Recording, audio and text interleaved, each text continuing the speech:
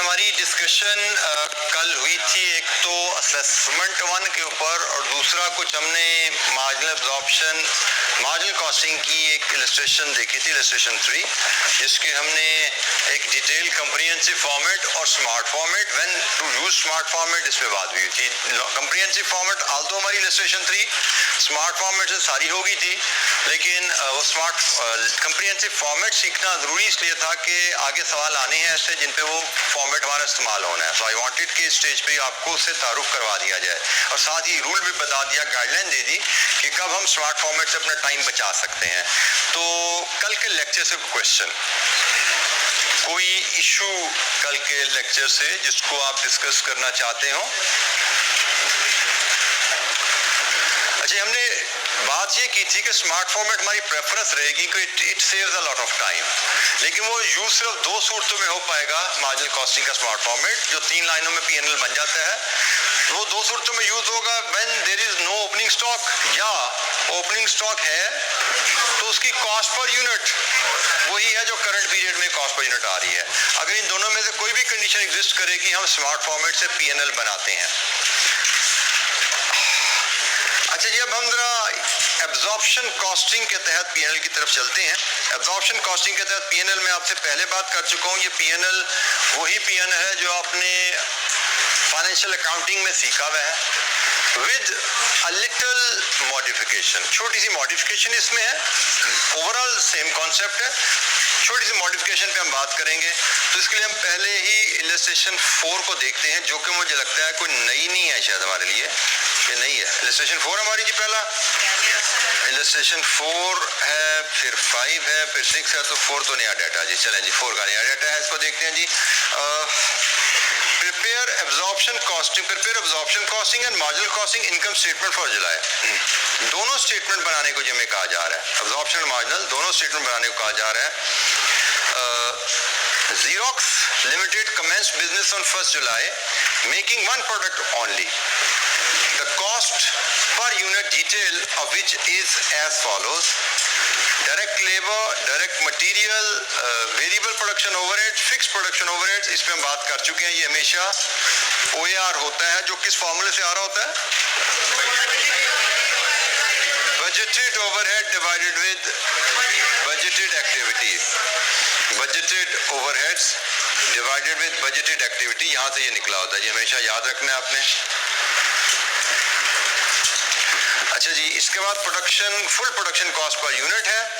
The fixed production overhead figure has been calculated on the basis of budgeted normal output of 40,000। उसे बता भी दिया कि budgeted 40,000 units को लेके बनाया गया है।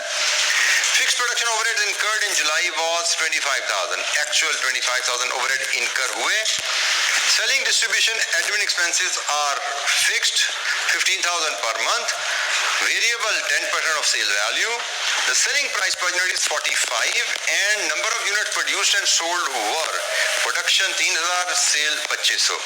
Prepare absorption costing and marginal costing income statement for July। तो पहले हम मार्जिनल कॉस्टिंग की कर लेते हैं, वो हमने ऑलरेडी पढ़ी हुई है। तो पहले हम मार्जिनल कॉस्टिंग स्टेटमेंट बना लेते हैं, फिर एब्जॉर्प्शन कॉस्टिंग बनाएंगे। तो क्या यहाँ ओपनिंग स्टॉक है? नहीं है, इसका मतलब smart format. Marginal costing PNL बनाएंगे, स्मार्ट फॉर्मेट से बनाएंगे जी हम। इलस्ट्रेशन नंबर 4, और इसमें हम मार्जिनल कॉस्टिंग के तहत पीएनएल पहले बना रहे हैं। It will be total contribution less total fix cost, और यहां से आएगा प्रॉफिट। 3 लाइनों में हमारा काम खत्म होगा। टोटल कंट्रीब्यूशन कैसे आता है? कंट्रीब्यूशन पर यूनिट्स इनटू यूनिट सोल्ड। तो यूनिट सोल्ड है जी 2,500, और कंट्रीब्यूशन पर यूनिट की वर्किंग में यहाँ बनाऊं तो प्राइस है 45 minus labour minus material minus variable overhead. ये फिक्स हो गया, ये फुल हो गया, माइनस ये भी आ रहा है 10% ऑफ सेल 4.5 माइनस 4.5। ठीक है जी, ये 4.5 आपका क्या है? ये 10% ऑफ सेल। 45 है, ठीक है जी। तो ये आपका कंट्रीब्यूशन पर यूनिट यहाँ से बना, तो टोटल कंट्रीब्यूशन कितना बन गया? 4375 ये टोटल कंट्रीब्यूशन आ गया। अब हम इसमें से लेस करते हैं टोटल फिक्स कॉस्ट। तो फिक्स कॉस्ट के बारे में कहानी किधर है जी? सेलिंग, डिस्ट्रीब्यूशन, एडमिन एक्सपेंसेस ये हैं, बट हमें फिक्स कॉस्ट तो दोनों चाहिए होते हैं भाई। Fixed production overhead incurred in July, ये है जी। ये प्रोडक्शन के आगे 25,000 और नॉन प्रोडक्शन के आगे 15,000, टोटल हो गया जी 40,000। लीजिए जी, यहाँ से हम प्रॉफिट ले लेते हैं 40,375। तो हमने वर्किंग इसी तरह अपनी वर्किंग यहाँ पे शो करके हम अपना पीएनएल कंप्लीट कर सकते हैं। मार्जिनल कॉस्टिंग पीएनएल 3 लाइनों में खत्म। जी बेटा, मैंने इसको कल शॉर्ट फॉर्म पे किया था, लॉन्ग फॉर्म में भी किया था, लेकिन जो वेरिएबल वाला पार्ट है ना वो मुझसे नहीं हो रहा सॉल्व। शॉर्ट फॉर्म में यही मेरा आंसर है जो टेबल में। आप मुझे दिखाइएगा, मैं बता दूंगा गलती क्या है किया हुआ इसका।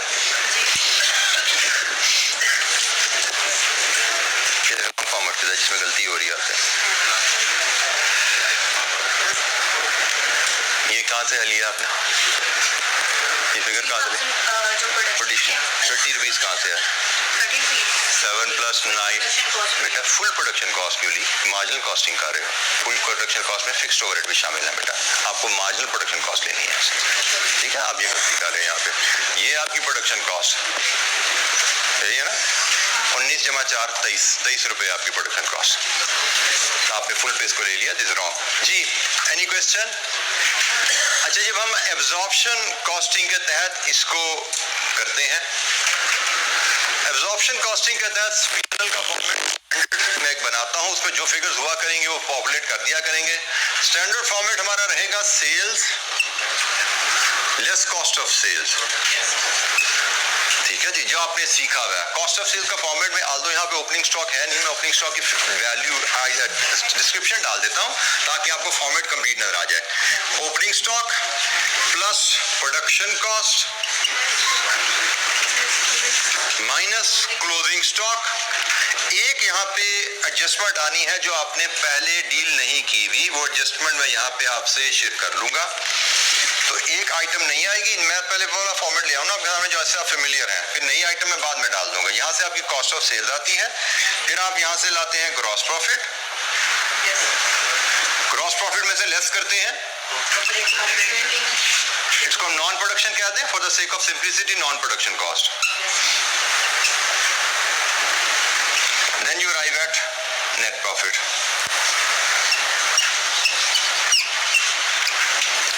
ये जी आपका एब्जॉर्प्शन कॉस्टिंग के तहत फॉर्मेट बनता है।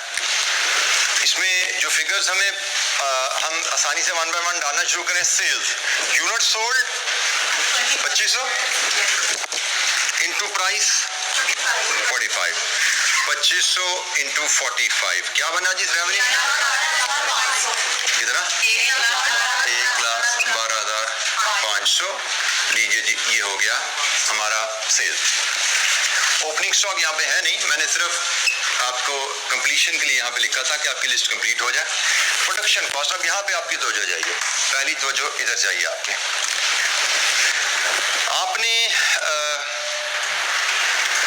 पीएनएल एब्जॉर्प्शन कॉस्टिंग के तहत बनाना फाइनेंशियल अकाउंटिंग में सीखा हुआ है। एब्जॉर्प्शन कॉस्टिंग में आप हमेशा प्रोडक्शन कॉस्ट में एक्चुअल प्रोडक्शन कॉस्ट लेते हैं फाइनेंशियल अकाउंटिंग में। यहाँ पे एक थोड़ा सा फर्क आता है, और वो फर्क क्या है? All production cost are actual except, एक एक्सेप्शन आ रही है, fixed overheads which are absorbed.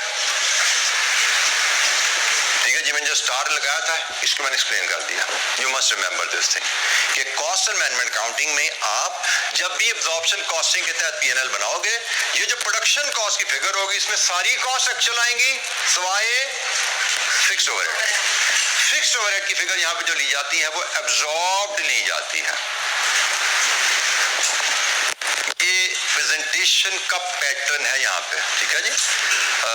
इसका रिस्पॉन्स ये क्यों ऐसे हो रहा है ये आपको अगले स्टेप में पता लगेगा। दूसरा भी एक स्टार लगा नजर आ रहा है, वहां पे जाकर पता लगेगा आपको। तो जनाब हमारे केस में देखो जनाब, ये डिटेल्स ऑफ प्रोडक्शन कॉस्ट है, इसमें ये सारी एक्चुअल है और ये ऑलरेडी एब्जॉर्ब्ड है, ठीक है जी। फिक्स्ड ओवरहेड कॉस्ट जब भी पर यूनिट दी जाएगी वो होती है एब्जॉर्ब्ड है, वो हमें पहले ही पता है। तो ये सारी एक्चुअल है, ये एब्जॉर्ब्ड है, इसका मतलब हमारी फुल प्रोडक्शन कॉस्ट कितनी बनी? एब्जॉर्प्शन कॉस्टिंग के पीएनएल के राज से full production cost is 30 rupees per unit. तो जनाब हम यहाँ पे लेंगे कितने यूनिट्स बनाए? 3000 into 30, 90,000. This is our full production cost. Do we have some closing stock available? Yes, 500 unit का क्लोजिंग स्टॉक है। तो 500 यूनिट्स ये भी वैल्यू होंगे फुल प्रोडक्शन कॉस्ट पे ही। 500 इंटू 30, 15,000। अब रहेगी एक आइटम ये जो हमने कहा था। अब ये आइटम हमारी होती है ओवर या अंडर एब्जॉर्ब की, क्योंकि एब्जॉर्प्शन कॉस्टिंग है और कॉस्ट अकाउंटिंग के तहत चल रहे हैं। तो कॉस्ट अकाउंटिंग में तो ओवरहेड एब्जॉर्ब होते हैं। यहाँ पे हमने ओवरहेड एब्जॉर्ब किया ना बेसिकली। यहाँ पे अगर देखो तो मैंने इसका, मैं अगर ब्रेकअप बनाऊं इस कॉस्ट का, मैंने 3000 यूनिट्स इंटू 7 कितनी बनी? 21,000। ये लेबर कॉस्ट है, ये एक्चुअल है। फिर मैंने 3000 इंटू 12, 36,000। ये मटेरियल कॉस्ट है, ये भी एक्चुअल है। फिर 3000 इंटू 4, 12,000। ये वेरिएबल ओवरहेड है, ये भी एक्चुअल है। फिर मैंने 3000 इंटू 7, 21,000। ये फिक्स्ड ओवरहेड है लेकिन ये एब्जॉर्ब्ड है। टोटल अगर देखोगे ना, ये जो 90,000 यहां से बना हुआ है, ये 90,000 की कंस्ट्रक्शन ये है।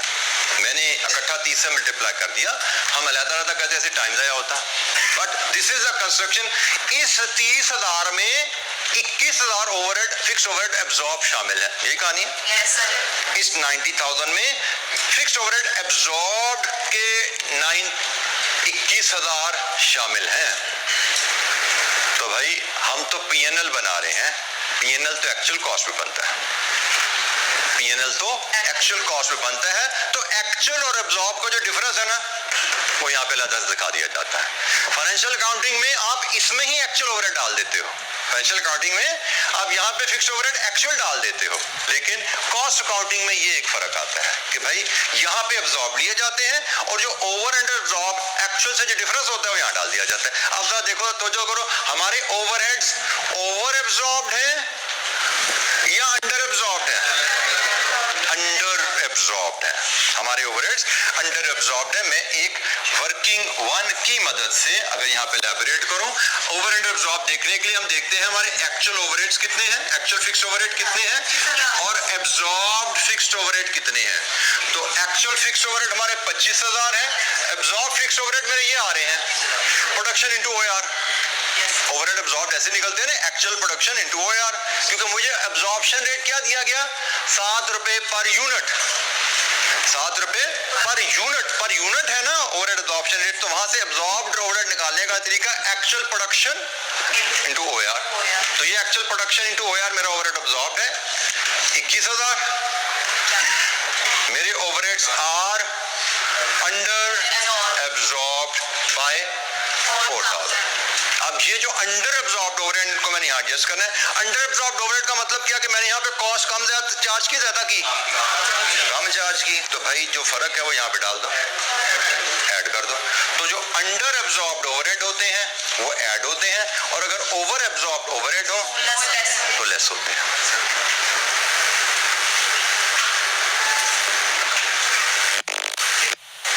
ठीक है जी, ये हमारे फिक्स्ड ओवरहेड अंडर अब्जॉर्ब थे, मतलब यहाँ पे मैंने कॉस्ट कम चार्ज की, तो कॉस्ट में ऐड कर दिया मैंने। कभी ओवर अब्जॉर्ब आएंगे मतलब ज्यादा चार्ज कर दी तो लेस कर देंगे, क्योंकि पीएनएल अल्टीमेटली एक्चुअल पे बनना चाहिए, बस प्रेजेंटेशन थोड़ी बदली है। फाइनेंशियल अकाउंटिंग में आप यहाँ पे ही एक्चुअल ओवरहेड ले आते हो, कॉस्ट अकाउंटिंग में यहाँ पे अब्जॉर्ब लाते हैं, ओवर एंड अब्जॉर्ब लहदा दिखा देते हैं। तो कॉस्ट ऑफ सेल क्या बनी? 79,000। ग्रॉस प्रॉफिट 33,500 आया जी। Any question? कोई सवाल किसी बच्चे को समझ नहीं आई पूछिए।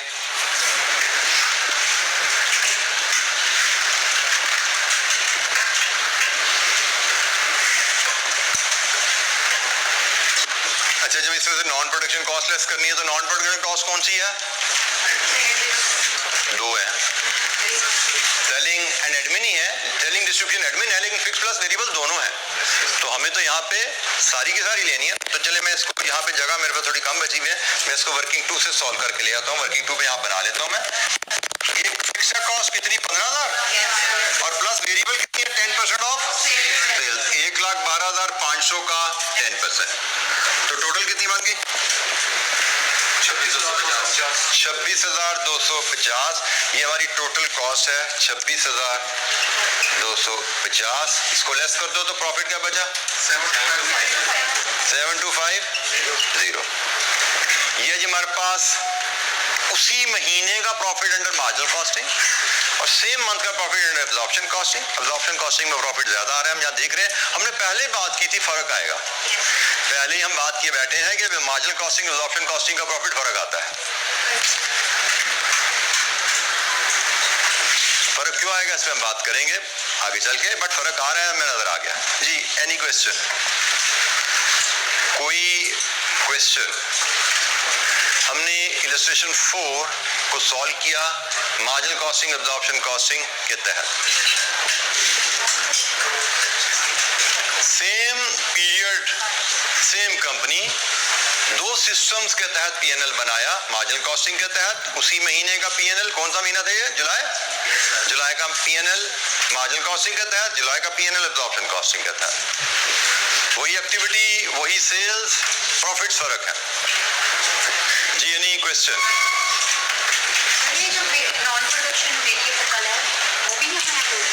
तो नॉन प्रोडक्शन कहाँ पे जाएंगे? ये कौन सा है? Absorption costing. और एब्जॉर्प्शन कॉस्टिंग में कॉस्ट के दो हिस्से किए जाते हैं, production, non production. Marginal costing में दो हिस्से होते हैं, वेरिएबल, फिक्स्ड। वेरिएबल यहाँ पे लेस होगी, फिक्स यहाँ लेस हो जाएगी। एब्जॉर्प्शन कॉस्टिंग में प्रोडक्शन कॉस्ट यहाँ लेस होगी, नॉन प्रोडक्शन यहाँ लेस होगी जी। Any question? बेटा हम फाइनेंशियल अकाउंटिंग में प्रोडक्शन कॉस्ट जो लेते हैं वो एक्चुअल लेते हैं। मैंने आपको यहाँ पे डिफरेंस हाईलाइट करवाया, क्योंकि फाइनेंशियल अकाउंटिंग आपने पढ़ी भी है, मैं उसके रेफरेंस से आपको क्लियर कर रहा हूँ कि फाइनेंशियल अकाउंटिंग में आप यहाँ पे प्रोडक्शन कॉस्ट में सारा खर्चा एक्चुअल ले लेते हो, लेकिन कॉस्ट अकाउंटिंग में यहाँ पे हम थोड़ा डिफरेंस रखते हैं कि प्रोडक्शन कॉस्ट में हम फिक्स्ड ओवरहेड एब्जॉर्ब लेते हैं, और जो एक्चुअल और एब्जॉर्ब का डिफरेंस होता है वो यहाँ पे नीचे अलग से लाइन आइटम दिखाते हैं। मैंने अपनी इस प्रोडक्शन कॉस्ट की वर्किंग में फिक्स्ड ओवरहेड जो शामिल किए हुए हैं वो 21,000 शामिल किए हुए हैं। एब्जॉर्प्शन रेट 7 रुपए के हिसाब से, 7 रुपए पर यूनिट के हिसाब से मैंने 21,000 शामिल किए हैं। तो मुझे यहाँ पे 21,000 ही दिखाने हैं, लेकिन एक्चुअल में मेरा खर्चा हुआ है 25,000। 4,000 मैंने यहाँ कम दिखा दिए, वो 4,000 मैंने यहाँ अलग हेडिंग के तहत दिखा दिए अंडर एब्जॉर्ब, कि भाई 90 में 21,000 ओवरहेड शामिल है, और ये 21,000 एक्चुअल से 4,000 कम है। तो एक्चुअल ओवरहेड्स मेरे जो अंडर एब्जॉर्ब हो गए ओवरहेड वो मैंने यहाँ पे लादा दिखा दिया, ताकि टोटल 25,000 का इफेक्ट ही आ जाए। टोटल इफेक्ट 25,000 का ही आ जाए कॉस्ट में। यहाँ पे हमने इसको लादा फिगर दिखाई। ये वही एडजस्टमेंट है जो आपने ओवरहेड के चैप्टर में पढ़ी थी, जरा याद करो। याद है ना, अंडर एब्जॉर्ब्ड ओवरहेड की एडजस्टमेंट क्या थी? अंडर एब्जॉर्ब्ड ओवरहेड की एडजस्टमेंट क्या थी? Debit cost of sales. ये कॉस्ट ऑफ सेल डेबिट हो रही है वो वाली। अब इसको उस चैप्टर से लिंक कर लो जरा, कि कॉस्ट ऑफ सेल जी आपको डेबिट होती है, यहाँ नजर आ रही है। Debit cost of sale, credit overhead control account, ये अंडर एब्जॉर्ब्ड ओवरहेड्स है। ओवर एब्जॉर्ब्ड होंगे तो क्रेडिट होगा कॉस्ट ऑफ सेल, मतलब हम कम करेंगे कॉस्ट में से। यहाँ ये कॉस्ट ऑफ सेल का हमारा अकाउंट है ना, जिसमें ओपनिंग स्टॉक डेबिट हो रहा है, क्लोजिंग स्टॉक क्रेडिट हो रहा है, कॉस्ट ऑफ सेल है सारा हमारा। जी एनी क्वेश्चन, कोई सवाल किसी और बच्चे के जहन में, कोई सवाल?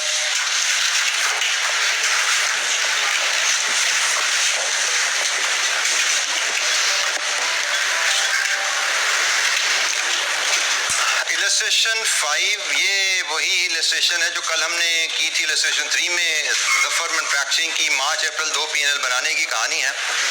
तब हम यही मार्च अप्रैल के 2 P&L ये अब्जॉर्प्शन कॉस्टिंग के तहत बनाते हैं। सारा डाटा सेम है जी, सिर्फ इसमें एक एडिशनल इंफॉर्मेशन आ गई है जो पिछले पार्ट में अवेलेबल नहीं थी, वो ये है जी बजटेड प्रोडक्शन की। बजटेड प्रोडक्शन 3200, ये बजटेड प्रोडक्शन की यहाँ पे जरूरत इसलिए पड़ रही है कि यहाँ पे हमें OR बनाना पड़ेगा, ये अब्जॉर्प्शन कॉस्टिंग के तहत हमने करना है। पिछला सवाल हमने मार्जिनल कॉस्टिंग के तहत किया था, वहाँ पे OR की में जरूरत नहीं थी। यहाँ पे हमें OR बनाने के लिए इस इंफॉर्मेशन की जरूरत है, सिर्फ ये इंफॉर्मेशन ऐड हुई है, बाकी वही सवाल है जो कल हमने क्लास में किया था। तो prepare income statement using the principle of absorption costing for the months of March and April. March and April के तहत मार्च एंड अप्रैल का P&L बनाइए। तो ये आपने वर्किंग नोट कर ली, इसको मैं रिस्क कर दूं? Yes sir. सर एक मिनट। जी जी एक मिनट लीजिए।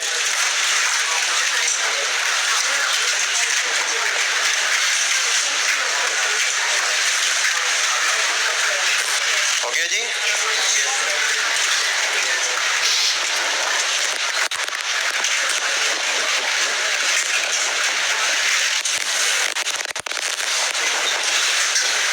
अच्छा जी, मार्च एंड अप्रैल 2 महीनों का P&L बनाना है हमें, तो मैं यहाँ पे 2 कॉलम बनाता हूँ मार्च एंड अप्रैल के लिए। फॉर्मेट हमारा वही है, sales less cost of sales. Cost of sales में ओपनिंग स्टॉक ऐड, अच्छा मैं यहाँ पे थोड़ी सी क्लैरिटी डाल देता हूँ, add full production cost, full production cost, क्योंकि अब्जॉर्प्शन कॉस्ट नहीं है, इसमें फुल प्रोडक्शन कॉस्ट दी जाती है, less closing stock, and then over under absorbed हुए तो ऐड कर देना, ओवर एब्जॉर्ब्ड हुए तो लेस कर देना।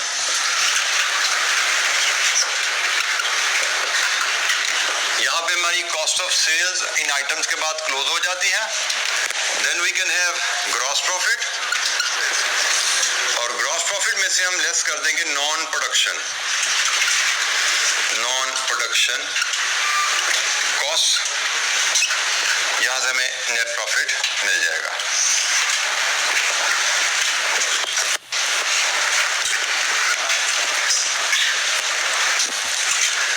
मार्च का P&L पहले बनाते हैं। तो मार्च में कितने यूनिट्स बेचे? 2500। किस रेट पे बेचे? 350। तो मार्च की सेल्स 8,75,000, 875,000। ओपनिंग स्टॉक मार्च में जनाब कुछ नहीं है, 0 है। फुल प्रोडक्शन कॉस्ट, अब जरा तवज्जो कीजिएगा, ये मार्जिनल प्रोडक्शन कॉस्ट है, ये वेरिएबल प्रोडक्शन कॉस्ट है। हमें अब्जॉर्प्शन कॉस्टिंग में हमें फुल प्रोडक्शन कॉस्ट चाहिए, तो इसमें क्या ऐड करने की जरूरत है? Fixed overhead absorption rate, fixed लेकिन OR, ठीक है।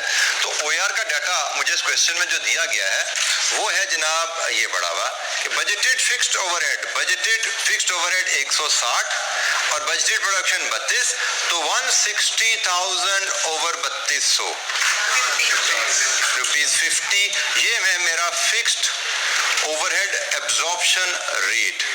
Fixed overhead absorption rate is ₹50 per unit, ठीक है जी। 50 पर यूनिट ये मेरा OR है। तो यहां से मैं फुल प्रोडक्शन कॉस्ट अपनी बनाता हूं, तो वो बनती है जनाब कितनी? 175। मैं इसको वर्किंग 1 के रेफरेंस से टोटल कितने यूनिट्स बनाए हमने? 3500 यूनिट्स बनाए हैं, मल्टीप्लाइड विद 175, और इसको मैं वर्किंग 1 से लेके आता हूं। मैं यहाँ पे वर्किंग 1 में दिखा देता हूं कि मैंने 175 कैसे बनाया।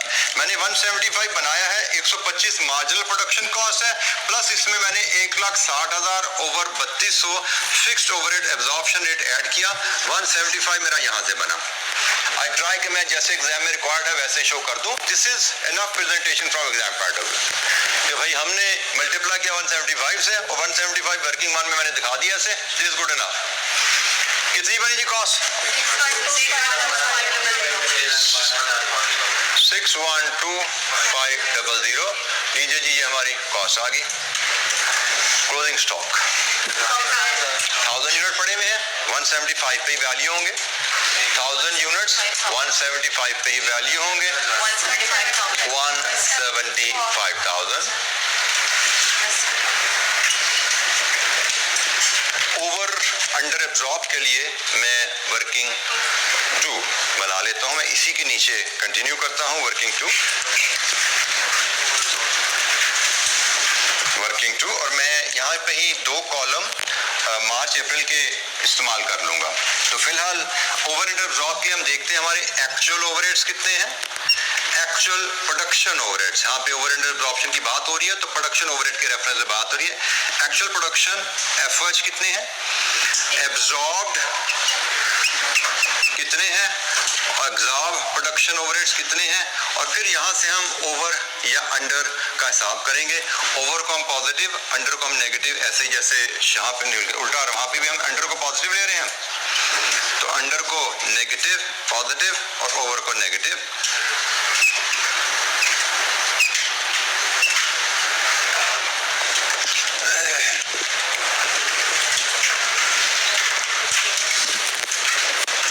अच्छा जी, मार्च के रेफरेंस से एक्चुअल फिक्स्ड ओवरहेड कितने हैं मार्च के? 1,50,000। और मार्च में हमने एब्जॉर्ब कितने किए हैं? 25 रुपए पर यूनिट इंटू 3500। 25 रुपए, 50 रुपए पर, बताते क्यों नहीं यार, सारे खामोश होकर गुमसुम हो जाते हैं। 50 रुपए पर यूनिट इंटू 3500। एब्जॉर्ब कितने किए? एब्जॉर्ब कितने किए? एब्जॉर्ब इसमें हो रहे हैं ना भाई, इस फिगर में एब्जॉर्ब हो रहे हैं। एब्जॉर्ब्ड ओवरहेड क्या होते हैं? एक्चुअल एक्टिविटी इंटू ओआर, तो एक्चुअल प्रोडक्शन इंटू ओआर। तो दोबारा इसको बजटेड रिजर्व दे दोगे तो बजटेड ओवरहेड आ जाएगा ना, एब्जॉर्ब तो नहीं आएंगे। आप ओआर को बजटेड प्रोडक्शन से मल्टीप्लाई करोगे तो वापस बजटेड ओवरहेड्स आ जाएंगे। हमें एब्जॉर्ब्ड ओवरहेड चाहिए, हमें बजटेड ओवरहेड नहीं चाहिए। और एब्जॉर्ब्ड ओवरहेड होते हैं एक्चुअल एक्टिविटी इनटू ओआर। चूंकि हमारा ओआर 50 रुपीज पर यूनिट है, हमारा ओआर 50 रुपीज पर यूनिट है, तो ओआर से हम मल्टीप्लाई करेंगे एक्चुअल यूनिट्स प्रोड्यूस से। ओआर को मल्टीप्लाई करेंगे एक्चुअल यूनिट्स प्रोड्यूस से, 15 to 32। भाई मैंने आपको जो सारा भी ब्रेकअप समझाया था वो सारा आपने ज़ाया कर दिया। मैंने सारा आपको multiply, actual production into material, actual production into labour, actual production into variable, actual production into OR, पूरा इसका ब्रेकअप आपको बना के पिछली एग्जांपल में समझाया था ना मैंने। तो इसमें ओवरहेड एब्जॉर्ब शामिल है भाई, इसमें 3500 इंटू 50, 3500 इंटू 50 ऐसा ही है ना। मैंने इस 175 में ये 50 रुपीज शामिल किए हुए हैं, ये 50 रुपीज इस 175 में शामिल किए हुए हैं। तो 3500 इंटू 50 ओवरहेड एब्जॉर्ब है इसमें शामिल। 3500 इंटू 50 ओवरहेड एब्जॉर्ब कितने हैं? 175। इसका मतलब overheads are over absorbed by 25,000 और ओवर एब्जॉर्ब्ड ओवरहेड्स है तो यहाँ से माइनस करेंगे, हमने ओवर एब्जॉर्ब कर लिया। लीजिए कॉस्ट ऑफ सेल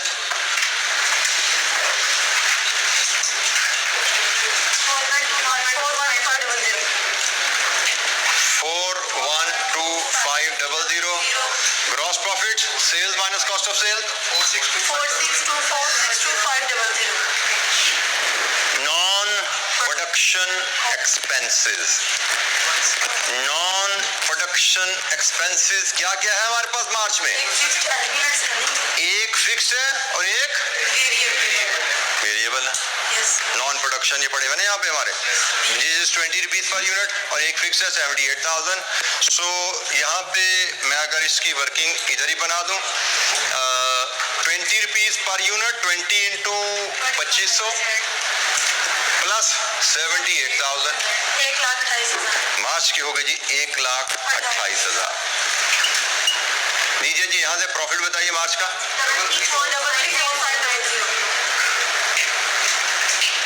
334500। 000। ये है जी नेट प्रॉफिट हमारा मार्च का। जी मार्च का P&L एब्जॉर्प्शन कॉस्टिंग के तहत कैसे दिखेगा? Any question? किसी बच्चे को यहाँ पे किसी वैल्यू की डिटर्मिनेशन में कोई गाइडेंस हेल्प चाहिए, पूछिए।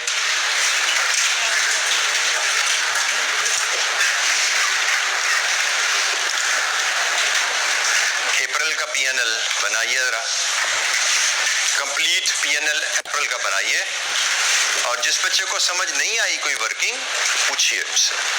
मार्च के P&L में दिक्कत है, अप्रैल के P&L में कोई दिक्कत है, पूछिए।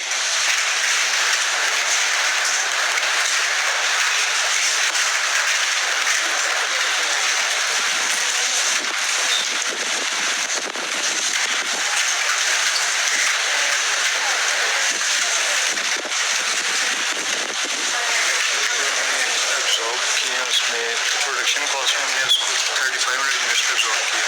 3500 यूनिट्स के हिसाब से 50 रुपए। तो उसके बाद में क्लोजिंग स्टॉक में उसमें 1000 यूनिट्स निकाल दी, माइनस कर दिए, तो फिर वो over absorb under absorb 2500 units पे नहीं आएगा। निकाल के कहाँ गए वो? हमारी काउंटिंग से निकल गए कि हमारी किताबों में ही है? किताबों में ही, मगर इनकम स्टेटमेंट किताबों में है ना। तो जहाँ हमने, अच्छा आपके साथी का सवाल है बेटा, तो वजह से देखिएगा, आपके साथी का सवाल है कि हमने यहाँ पे सुनिएगा जरा 3500 यूनिट्स पे ओवरहेड्स यहाँ पे एब्जॉर्ब किए हैं, तो 1000 यूनिट यहाँ से तो निकल गए हैं, तो ओवरहेड एब्जॉर्ब तो 2500 वाला नहीं होना चाहिए था। ये वो बात है जो हमने दो ट्रीटमेंट नहीं पढ़ी थी वहां पे, दो मेथड पढ़े थे हमने दो मेथड पढ़े थे ओवर एंडर ड्रॉप की ट्रीटमेंट के। एक मेथड था आप ओवर एंडर ड्रॉप सारे का सारा कॉस्ट ऑफ सेल में चार्ज कर दो। दूसरा मेथड था ओवर एंडर ड्रॉप की तकसीम कुछ इन्वेंट्री में कुछ इधर करो। तो यहाँ पे मैंने इन्वेंट्री में कुछ एडजस्टमेंट की ओवर एंडर ड्रॉप की, इन्वेंट्री में मैंने ओवर एंडर ड्रॉप एडजस्ट नहीं किया। इसका मतलब मैं वो पॉलिसी फॉलो कर रहा हूँ कि सारे के सारे over under drop cost of sale को चार्ज हो। ठीक है, नॉर्मली क्वेश्चन इस मामले में साइलेंट रहता है। मैंने आपको शायद वो चैप्टर पढ़ाते ही बताया था, नॉर्मली क्वेश्चन साइलेंट रहेगा, और जब साइलेंट रहेगा तो मुझे आजादी आसानी इसी में ये कि सारे के सारे over under drop cost of sale में ओवर है या अंडर है, कॉस्ट ऑफ सेल में क्लोज कर दो, आसानी रहेगी मुझे। लेकिन किसी एक क्वेश्चन में एग्जामिनर जाग भी सकता है, तो इसलिए वो चैप्टर अपने किताब नोट्स पढ़ते रहने हैं। पेपर्स में जाओगे ना, वो सवाल नहीं मिलेगा कि ओवर अंडर ड्रॉप को इन्वेंट्री और कॉस्ट ऑफ सेल में ब्रेक भी किया जा सकता है, पेपर में सवाल नहीं मिलना। नोट्स में आपको बताया भी गया, इलस्ट्रेशन भी दी गई है, वो वहां से देखते रहना। और ये भी बता दिए क्वेश्चन साइलेंट हो तो चुप करके सारा ओवर अंडर इधर डालते जाओ। ठीक है,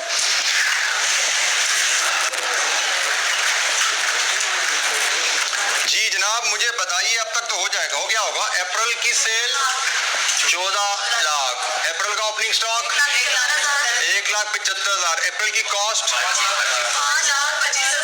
5,25,000, क्लोजिंग स्टॉक 0, ओवर या अंडर? बल्कि यहाँ पे बताइए मुझे एक्चुअल ओवरहेड्स कितने थे? 1,55,000, एब्जॉर्ब कितने हैं?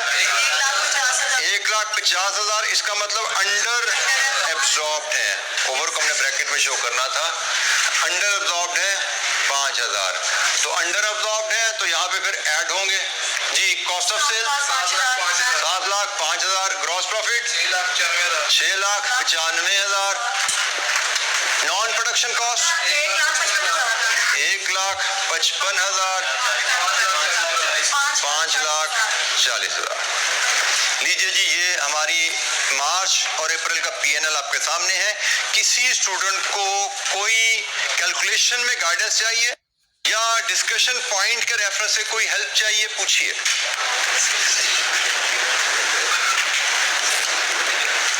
जी बेटा, जी बेटा,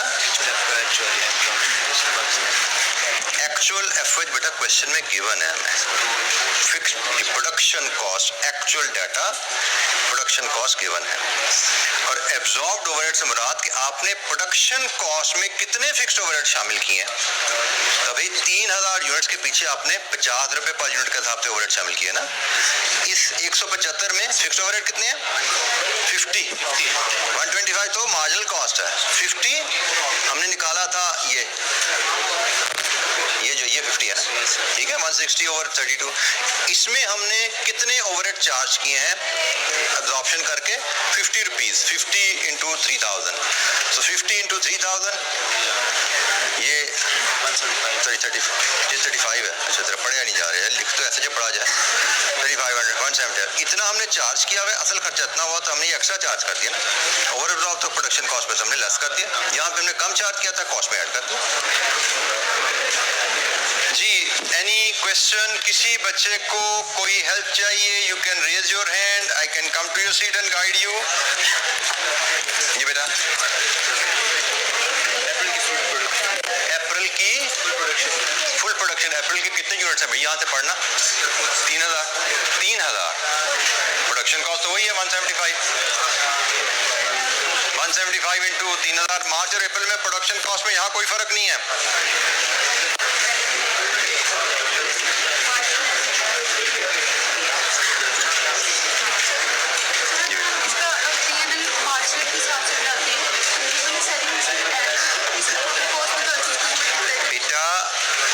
मार्जिनल के हिसाब से बनाएंगे तो आप कंट्रीब्यूशन पर यूनिट कैलकुलेट करेंगे, ठीक है बेटा? मैं भी बोला आप कंट्रीब्यूशन पर यूनिट कैलकुलेट करते हैं। कंट्रीब्यूशन पर यूनिट क्या होता है?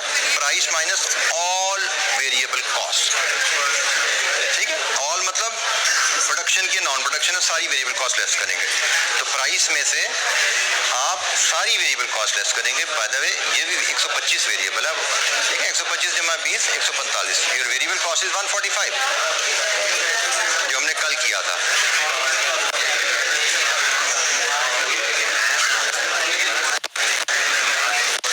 अच्छा जी, एनी क्वेश्चन? कोई सवाल?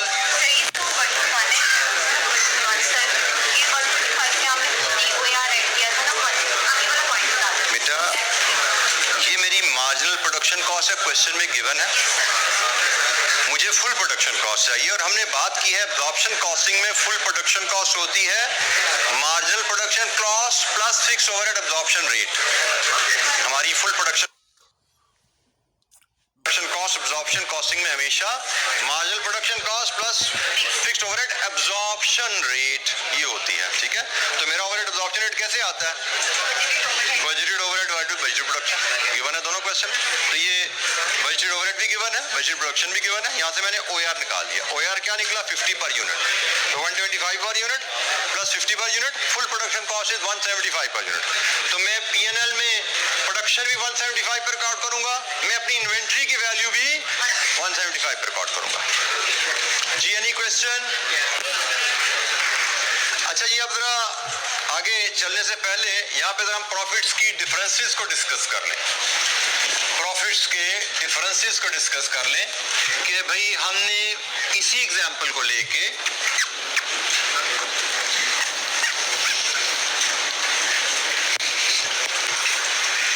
हमने ये जो एग्जांपल अभी की है, एग्जांपल 5, कल हमने यही एग्जांपल मार्जिनल कॉस्टिंग के तहत भी की थी ना।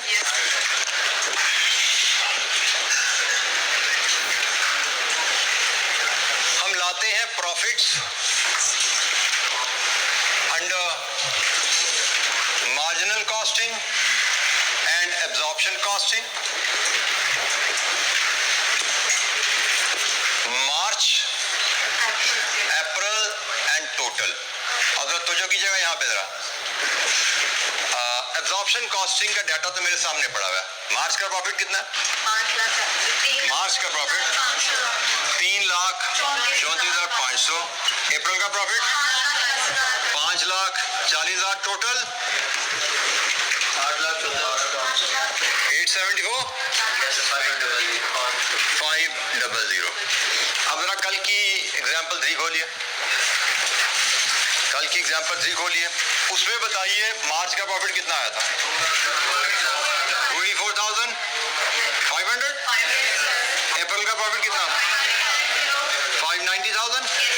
टोटल कितना था?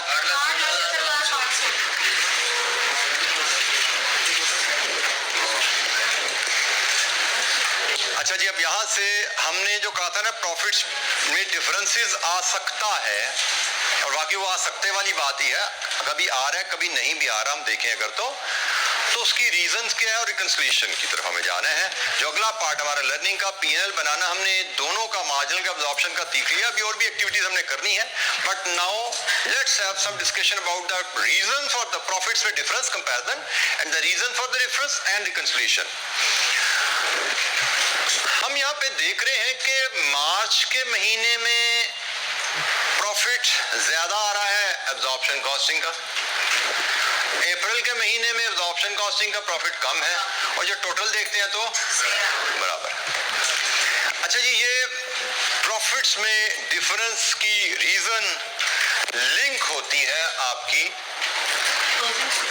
इन्वेंट्री पोजीशन से।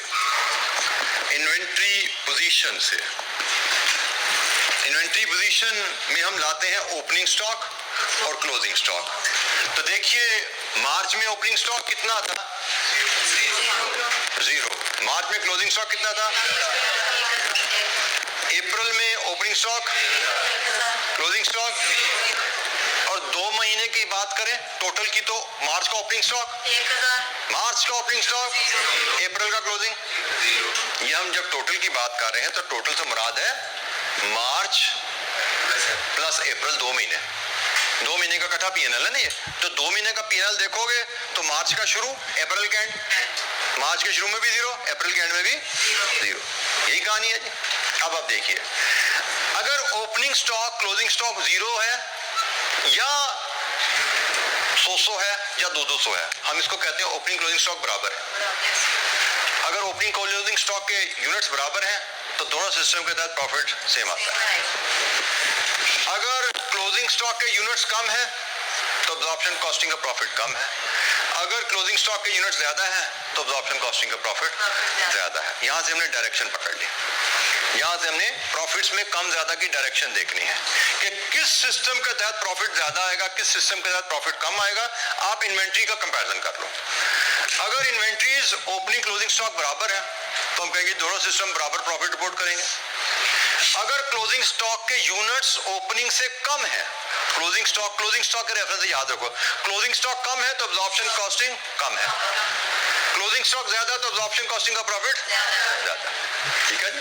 तो ये हमने ऑब्जर्वेशन कर ली यहाँ से, इसकी वजह भी हमारे पास है, उस पर भी हम चले जाएंगे, लेकिन फिलहाल ये ऑब्जर्वेशन हमारे सामने आ गई कि भाई प्रॉफिट्स में डिफरेंस आ सकता है, हो सकता ना आए। अगर ओपनिंग स्टॉक क्लोजिंग स्टॉक के यूनिट्स बराबर हैं तो प्रॉफिट्स में डिफरेंस नहीं आएगा दोनों सिस्टम में, लेकिन अगर opening stock closing stock units different है, ओपनिंग स्टॉक यूनिट्स कुछ और थे, क्लोजिंग स्टॉक कुछ और है, तो फिर प्रॉफिट्स में डिफरेंस आएगा दोनों सिस्टम के तहत। और किस स्कीम, किस सिस्टम के तहत प्रॉफिट कब ज्यादा कब कम होता है उस पर बात होगी हमारी। तो ये एक समरी आपके सामने आ रही है, ये हमने एक्चुअल रिजल्ट्स कंपाइल किए थे और ये हमारी इन रिजल्ट की बेसिस पे ऑब्जर्वेशन आ गई कि भाई इन रिजल्ट्स को जब हम कंपेयर करते हैं तो हमारी ऑब्जर्वेशन क्या है।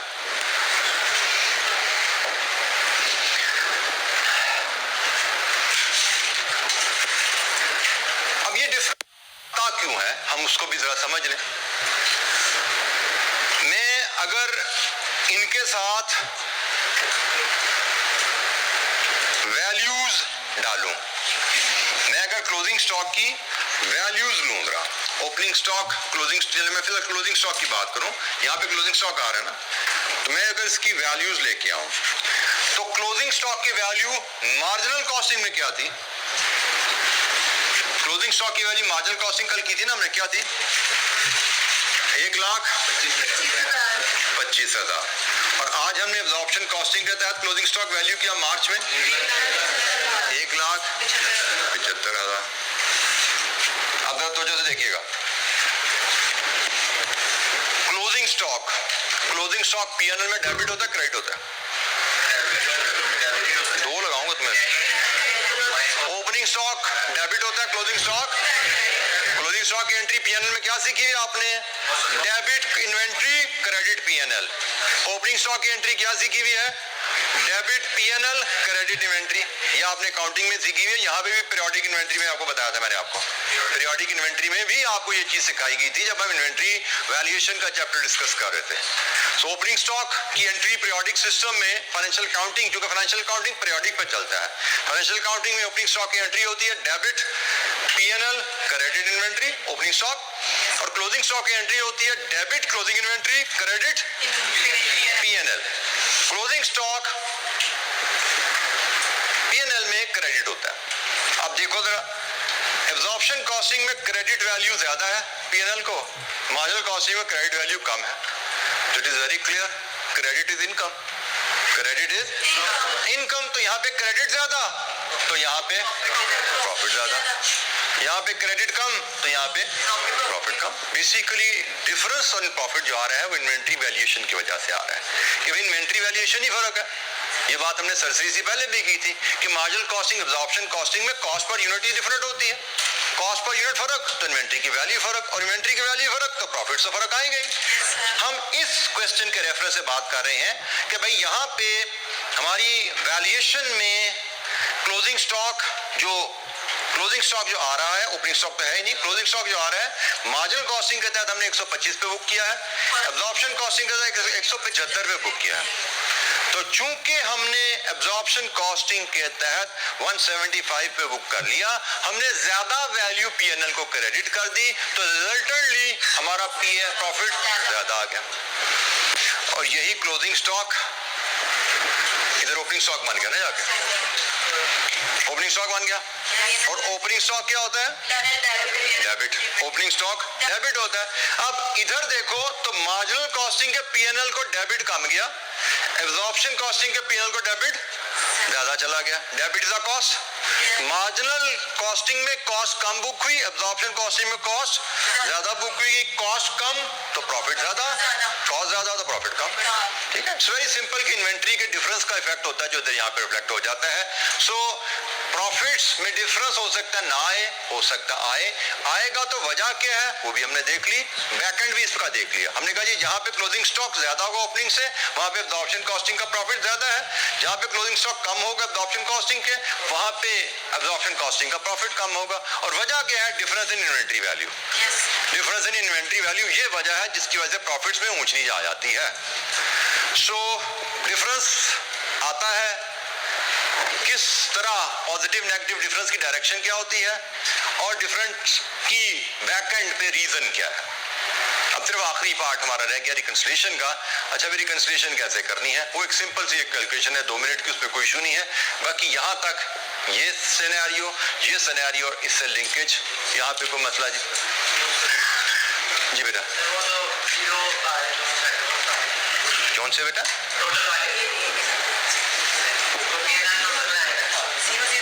ये जो बनाया बेटा, ये मार्च, ये P&L है 1 मार्च से लेके 30 अप्रैल तक का, 2 महीने का इकट्ठा हो गया ना। ये क्या है?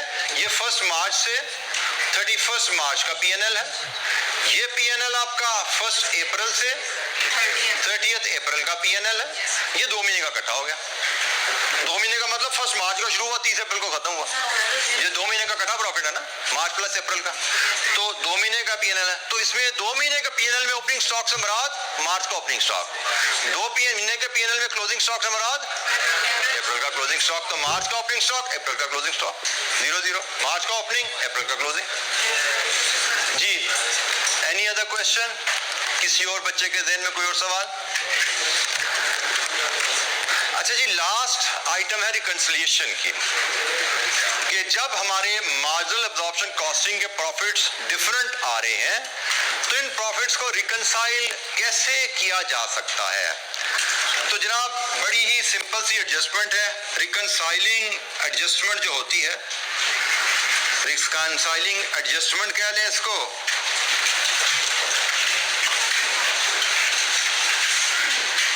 या इसको डिफरेंस इन प्रॉफिट की कैलकुलेशन कह लो, डिफरेंस इन प्रॉफिट की कैलकुलेशन कह लो। अच्छा जी, इसको थोड़ा लॉजिक ना आपने बेटा इसमें रट्टा नहीं लगाना, ध्यान में रखिएगा। क्वेश्चन में आपने रट्टा नहीं लगाना, क्वेश्चन में आपने कॉन्सेप्ट के साथ चलना है। हर जगह कॉस्ट अकाउंटिंग में लॉजिक के साथ चलना है। अगर आपको लॉजिक पता है तो क्वेश्चन जैसा मर्जी हो, आपको कोई दिक्कत नहीं होगी। अगर आपको लॉजिक नहीं पता तो आप बात का क्वेश्चन पढ़ते कंफ्यूज हो जाते हो। अक्सर आप अपना सॉल्व करते हो क्वेश्चन को एग्जामिनर आंसर से कंपेयर करते परेशान हो जाते हो, उसने पता नहीं क्या किया हुआ है। हालांकि सेम लॉजिक के तहत उसकी सिर्फ प्रेजेंटेशन बदली होती है, आप परेशान हो जाते हो।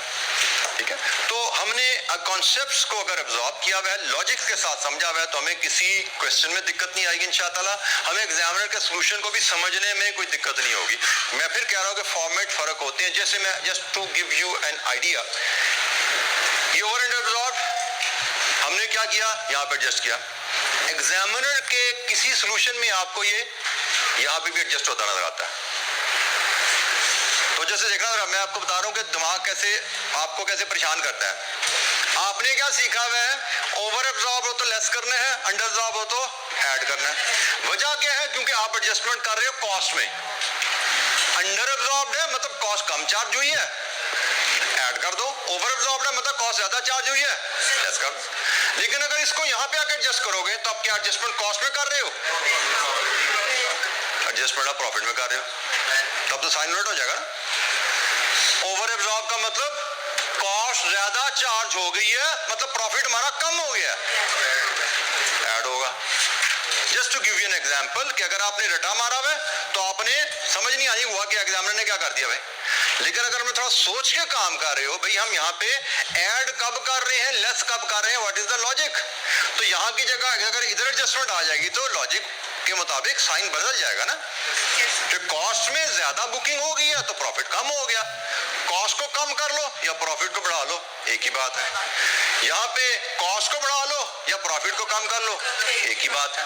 ठीक है, तो ऐसा नहीं ऐड होना तो प्रॉफिट में भी ऐड ही होना है। हमने साइन को कॉन्सेप्ट के साथ लेके चलना है। Just give you an example कि भाई कॉन्सेप्ट से क्लैरिटी के साथ चलना है और एग्जामिनर के फॉर्मेट ऊपर नीचे होने से परेशान नहीं हो जाना है। उसने क्या कर दिया भाई, हमने को गलत पढ़ लिया था, हमें तो सर ने ऐड कराया था, इसने लेस किया हुआ है, हमें सर ने लेस कराया था, इसने ऐड किया हुआ है। सो प्लेसमेंट कॉन्सेप्ट ध्यान रखिए, इफेक्ट क्या आ रहा है इसका, रटा नहीं कॉन्सेप्ट। अच्छा, जब दोबारा यहाँ पे आइए, अब इधर भी एक छोटी सी एडजस्टमेंट कैलकुलेशन है। मैंने प्लस माइनस का साइन आपको यहाँ से क्लियर कर दिया कि किस स्कीम के तहत कब प्रॉफिट ज्यादा होगा, कब कम होगा। मैंने आपको बता दिया कि भाई अगर हमें क्लोजिंग स्टॉक यूनिट्स दिए हैं जो कि ओपनिंग स्टॉक से ज्यादा है तो एब्जॉर्प्शन कॉस्टिंग का प्रॉफिट ज्यादा होगा।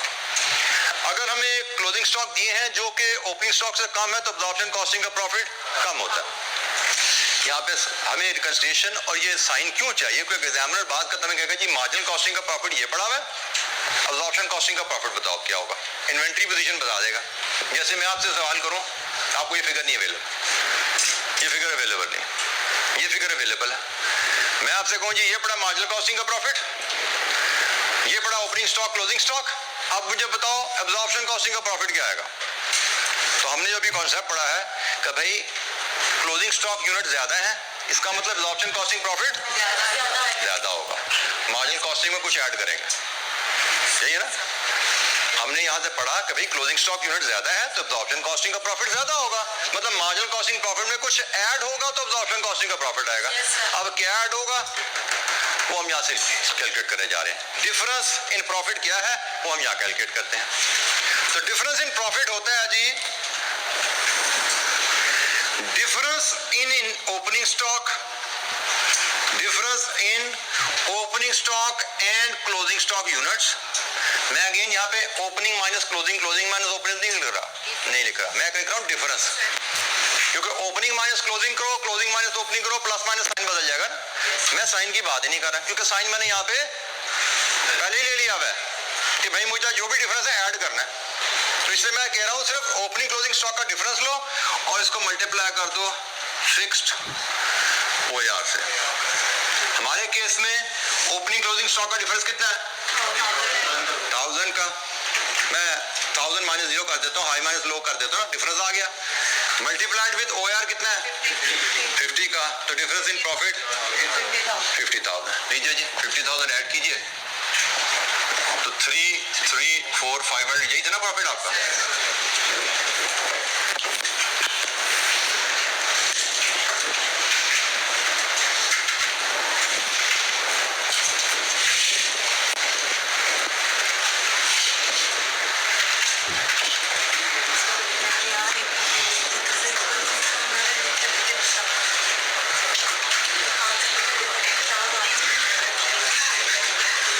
क्लोजिंग स्टॉक ज्यादा है तो अब्जॉर्प्शन कॉस्टिंग का प्रॉफिट ज्यादा होगा। हमसे अगर कहा जाए भाई ये मार्जिनल कॉस्टिंग का प्रॉफिट, अब्जॉर्प्शन कॉस्टिंग का प्रॉफिट बताओ, तो हमें पता लगा क्लोजिंग स्टॉक ज्यादा का मतलब यहाँ पे कोई डिफरेंस ऐड करने की जरूरत है, मैं कोई वैल्यू ऐड करनी है तो अब्जॉर्प्शन कॉस्टिंग प्रॉफिट आएगा। तो इन दोनों का डिफरेंस कैसे मेजर करते हैं, ये उसकी इक्वेशन आ गई। Difference in opening closing stock units multiplied with fixed OR, 1000 minus 0 ये डिफरेंस आ गया इनटू 50। हमें 0 माइनस 1000 नहीं करना, opening minus closing, closing minus 0, opening नहीं मैं बता रहा आपको, मैं कर रहा हूं इन दो का फर्क लो वैल्यू का, इन दो का फर्क मैंने high value minus low value कर दी इनटू 50,000 फर्क है, ऐड किया, खत्म होगी कहानी। सर अगर जैसे सेकंड वाले का ये चीज करें हाई लो वाला तो कर लेते हैं, करेंगे अभी कर लेते हैं, रुक जाओ जरा। ये अप्रैल की कहानी हम देखते हैं। हमें कहा कि जी ये मार्जिनल कॉस्टिंग का प्रॉफिट है, ये ओपनिंग क्लोजिंग स्टॉक की पोजीशन है, तो अब्जॉर्प्शन कॉस्टिंग का प्रॉफिट निकालो। तो हमने कहा जी क्लोजिंग स्टॉक कम है, क्लोजिंग स्टॉक कम है, इसका मतलब एडजस्टमेंट यहाँ से माइनस करनी है। एडजस्टमेंट क्या होगी, ओपनिंग क्लोजिंग स्टॉक का डिफरेंस इनटू ओआर, तो वही 1000 इंटू 50,000 माइनस कर दो, क्या मिला सेम। एडजस्टमेंट कैसे लेनी है, ओपनिंग क्लोजिंग स्टॉक यूनिट्स का फर्क लो, फिक्स्ड ओवरहेड अब्जॉर्प्शन रेट से मल्टीप्लाई कर दो, एडजस्टमेंट आ गई। तो यहाँ पे भी एडजस्टमेंट 50,000।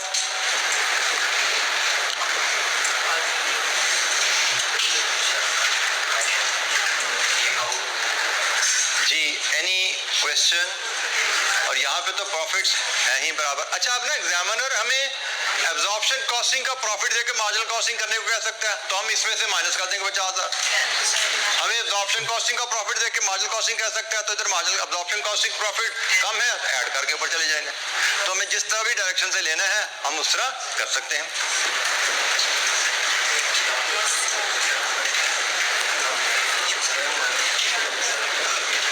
अच्छा हमने ये अभी एग्जाम्पल एक की थी, एग्जाम्पल 4, हमने इसमें प्रॉफिट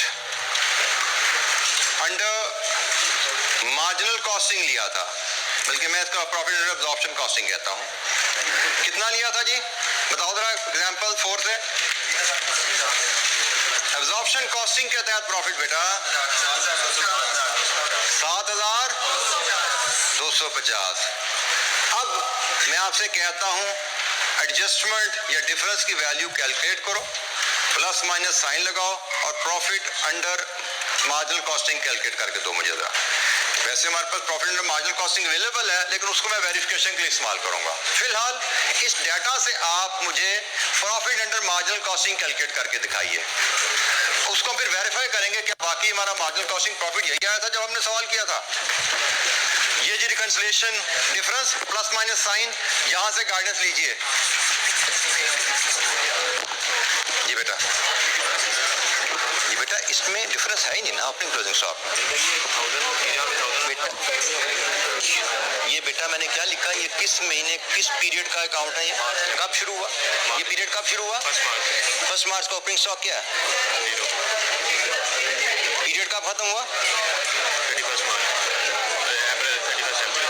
30 अप्रैल, 30 अप्रैल तक स्टॉक क्या है, 1000 कहाँ है अभी बेटा। मैंने क्लोजिंग स्टॉक के रेफरेंस से बता दे किसका प्रॉफिट मैंने बता दिया होगा, किसका कम होगा, मैंने वो डायग्राम बता दी, मैंने क्लोजिंग स्टॉक के रेफरेंस आपको बता दिया। क्लोजिंग स्टॉक का यूनिट्स अगर ज्यादा है, क्लोजिंग स्टॉक के यूनिट्स अगर ज्यादा है तो एब्जॉर्प्शन कॉस्टिंग का प्रॉफिट ज्यादा है। क्लोजिंग स्टॉक के यूनिट्स कम है तो एब्जॉर्प्शन कॉस्टिंग का प्रॉफिट कम है। प्रॉफिट तो दोनों तरह से आ रहा है, एब्जॉर्प्शन से भी आ रहा है, मार्जिन से भी आ रहा है। खत्म हो गया काम लगता है, इसलिए शोर शराबा शुरू कर दिया आप लोगों ने। हाँ जी मुझे जरा वैल्यू बताइए, क्या वैल्यू आ रही है, ओपनिंग स्टॉक था कुछ, ओपनिंग स्टॉक 0 है तो फिर क्लोजिंग स्टॉक 500 है, तो ओपनिंग क्लोजिंग स्टॉक का फर्क क्या हो गया 500, और OAR क्या था यहाँ पे 7, तो डिफरेंस बन गया 3500। अच्छा ये डिफरेंस आ गया। अब देखिए जरा, क्लोजिंग स्टॉक यूनिट्स ज्यादा है तो इसका मतलब एब्जॉर्प्शन कॉस्टिंग का प्रॉफिट ज्यादा है, तो मार्जिनल कॉस्टिंग का प्रॉफिट कम है। कितना बना 37 लीजिए जी, ये थी थी कहानी रिकंसिलिएशन की। तो absorption costing profit and loss banana, marginal costing profit loss banana, profits में डिफरेंसेस आना और उन डिफरेंसेस की रीजंस, इन्वेंट्री का बैलेंस फर्क होना और डिफरेंस की वैल्यू मेजर करना। Any question? अच्छा, इस पे अभी मजीद इलस्ट्रेशन हमें करनी है इंशाअल्लाह, नेक्स्ट वीक मिलेंगे तो मजीद इलस्ट्रेशन एक्टिविटीज पार्ट पर क्वेश्चन नहीं करेंगे। ये तकरीबन हमारा चैप्टर खात्मे के करीब है, एक 5 से 10 मिनट की डिस्कशन रह गई है। मजीद इलस्ट्रेशन करेंगे और फिर पास पेपर क्वेश्चन भी करेंगे जिनमें ये सारी चीजें बार बार हमारी रिवाइज होंगी। लेकिन जाने से पहले एक थोड़ी सी मैं आपसे इंफॉर्मेशन शेयर करना चाह रहा था, क्योंकि आप में से काफी बच्चे होंगे जो कंसर्न होंगे, कोई ना किसी लिहाज से फैक्ट्री है। आई बीन टेलिंग यू कि ICAP ने जो पॉलिसी लगाई थी प्री रिक्विजिट की, कि जिस बच्चे का कैफ 3 पास कैफ 6 में वही बैठे, जिस बच्चे का FAR 1 कैफ 1 पास कैफ 5 में वही बैठ सकता है। तो जैसे मैंने आपसे कहा था कि हमने डिफरेंट प्लेटफॉर्म से ICAP को अप्रोच किया था कि इस पर कुछ रिलैक्सेशन की बात की जाए, रैशनलाइजेशन की बात की जाए। तो उसमें जो मुझे इंडिकेशन मिली है which will be confirmed with in a few days, लेकिन इंशाअल्लाह ये बात तकरीबन डिस्कशन हो चुकी हुई है और तकरीबन फाइनल हो चुकी है। नोटिफिकेशन इंशाअल्लाह वी आर होपिंग इंशाअल्लाह नोटिफिकेशन तक बात है सिर्फ। और वो ये है कि अगर आपका कैफ 3 आपने दिया और आप फेल हो गए, लेकिन फेलियर है 30 और मोर का, तो आप कैफ 6 में बैठ सकते हैं। सिमिलरली अगर आपने R1 दिया, मतलब कैफ 1 दिया और आप फेल हो गए, लेकिन फेलियर है 30 और मोर का, तो आप R2 में भी बैठ सकते हैं R1 के साथ साथ। मतलब कैफ 3 कैफ 6 इकट्ठा हो सकता है अगर आप कैफ 3 दे के फेल हो चुके हैं 30 प्लस में, और R1 R2 इकट्ठा हो सकता है अगर आप R1 दे के फेल हो चुके हैं 30 प्लस में। ठीक है, ये ऑप्शन की अनाउंसमेंट वी आर होपिंग कि जल्द ही आ जाएगी, बट ये मुझे एक इंडिकेशन एक सीनियर मेंबर की तरफ से मिली है कि ये पॉइंट जो हमने दिया था, हमने एक और पॉइंट भी दिया हुआ है इंशाअल्लाह, वो भी अगर बात होगी उस पर तो वो आपसे शेयर करेंगे तब, लेकिन कम से कम ये पॉइंट एक हमें इंडिकेशन मिल गया कि अल्हम्दुलिल्लाह ये फाइनल अप्रूवल के मराहिल में जा रहा है इंशाअल्लाह। ठीक है जी, तो आज के लिए इतना ही, बाकी इंशाअल्लाह मिलेंगे मंडे को और आगे चलेंगे। थैंक यू, अस्सलाम वालेकुम।